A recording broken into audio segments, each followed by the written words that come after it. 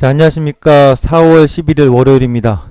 이번 주는 선거가 있습니다. 국내 총선이 선거가 있어서 수요일 날은 쉬고요. 휴장이 되고요. 그 다음에 목요일 날은 옵션 만기일이 있습니다. 자, 이번 주 출발 어떻게 또 준비를 해야 될지 살펴보도록 하겠습니다.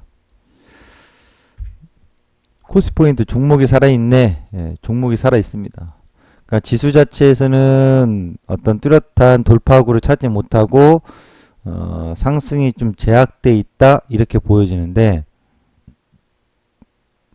지수에서는 그런 모습이 나옵니다만 종목에서는 좀 살아 있어요. 그러니까 전체적으로 시장이 자동차하고 삼성전자 두 종목군이 푸시를 강한다. 그러니까 그들이 지수의 어떤 컨트롤의 힘을 보여주는데 그들이 쉬는 동안에 오히려 기타 종목들 뭐 IT에서는 좀 고개를 내민다라고 한다면 뭐 S산전 같은 것도 좀 많이 나왔고요. 올라갔고 LG디스플레이, LG전자 이렇게 좀 봐야 될 것 같고요. 그다음에 철강 업종들 그리고 화학주에서도 여전히 강하게 가고 있는 송원산업이라든가 뭐 그 외 종목 중에서도 좀 강했다라고 했던 것들이 지수가 좀 힘들었어도 코오롱인더라든가 또 뭐 하나케미칼도 많이 갔었고요. 특히 최근에 또 롯데케미칼은 신고가에 됐다가 살짝 눌리고 있는 상황인데 전체적으로 뭔가 좀 애매해요.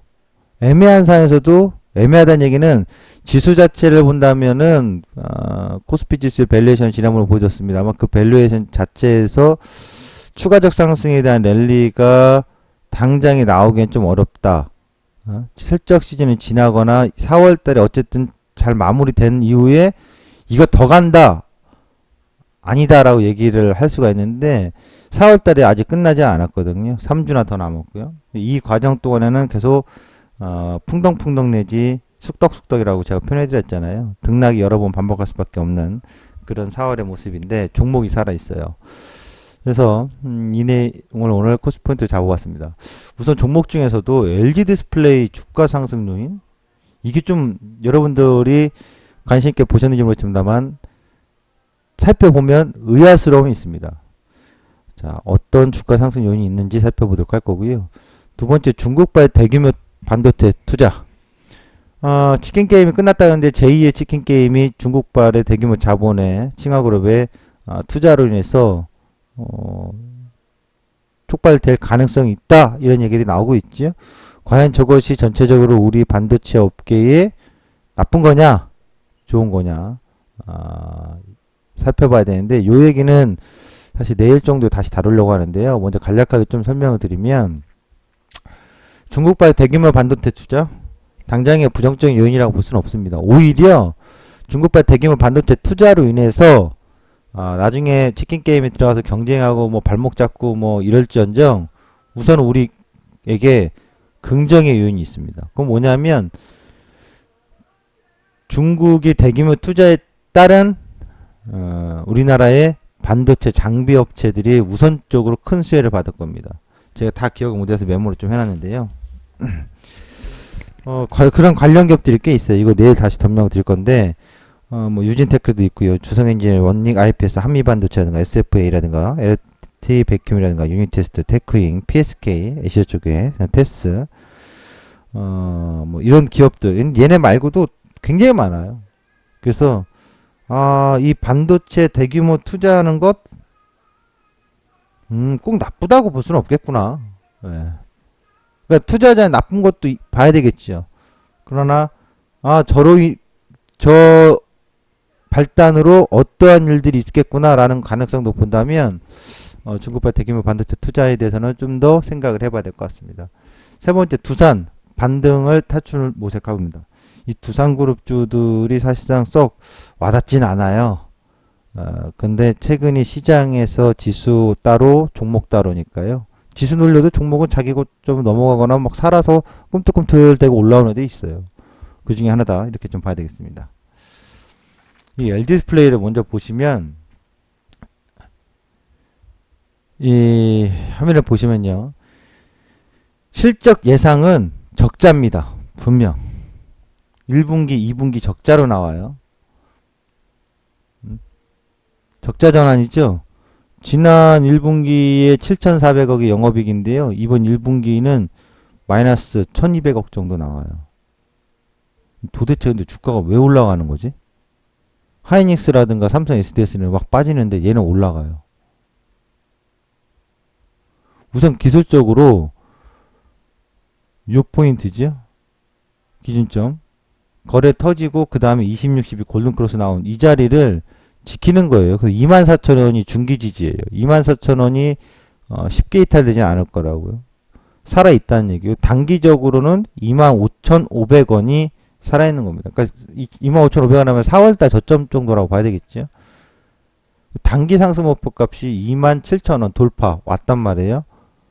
돌파 진행하는 과정일 가능성이 있다. 그러면은 29,300원의 상승값도 예상이 되는 겁니다.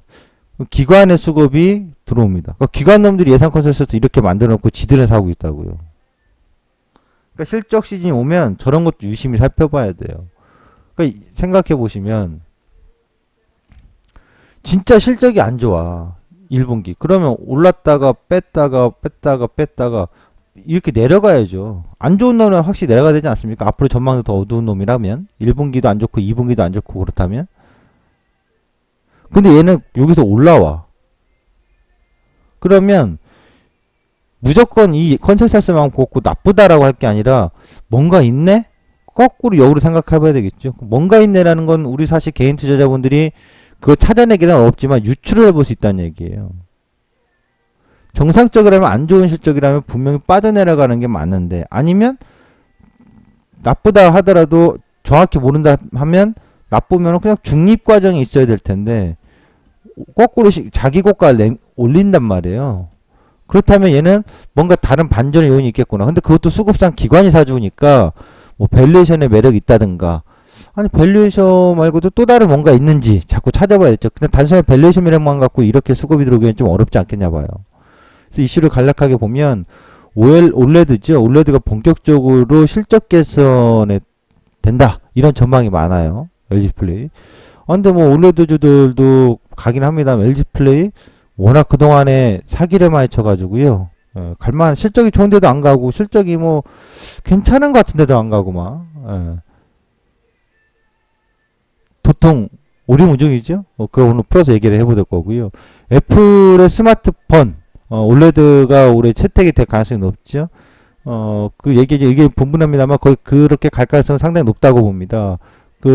지금 애플 스마트워치에는 공급을 하고 있습니다만 이제 애플 스마트폰의 올레드 채택 시 공급 목표로 삼고 있기 때문에 그 일단 기대가 근데 너무 빠르잖아요. 이 얘기는 사실상 지금 시점에서 벌써 이거 선반영되기가 너무 빠른 거고 또 도대체 무엇이 있을까 고민을 좀 더 해봐야 되는데 우선 LG 플레이의 주가를 한번 볼게요.